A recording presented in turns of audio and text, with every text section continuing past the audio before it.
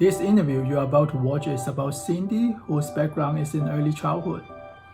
For me, the way she tells story is simply unforgettable. It's interactive and catching every children's attention with fascinating details. Also, I was surprised that after filming, she invited me to her birthday party. Thank you, Cindy, for sharing this happy moment with me, and hope this short film can capture the essence of her spirits. I'm Cindy. I've been a volunteer at this museum for about 10 years.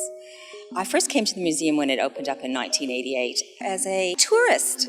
I didn't really become involved with the museum until my children had grown up, but I did bring them to the museum a lot when they were smaller. So I'd have to say that my introduction really to wanting to become a volunteer here at the museum was through my children, through the Star Wars exhibitions, the Lego exhibitions, its technology, everything that they were in love with, I fell in love with. So when they grew up, I was able to have a bit more time on my hands, and I came to volunteer here, which was great. My background is in early childhood, so I was really interested in working with families and children, and that's how I got involved in storytelling at the museum. Because sometimes people just think, oh, well, a museum's just full of objects.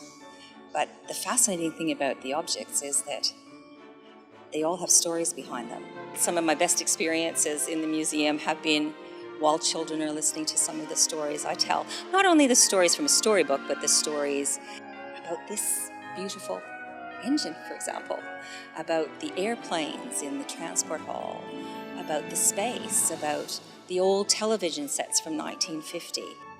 One of my favorite things is watching children's faces when they discover the stories behind the objects.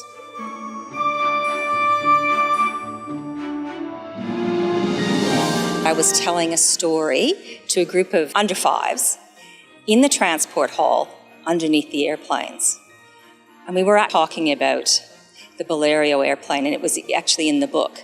And when I got to tell them that above their heads there was a plane that was in the book, and just to see their faces as they looked up at the airplane and then looked back at the book, it meant everything to me.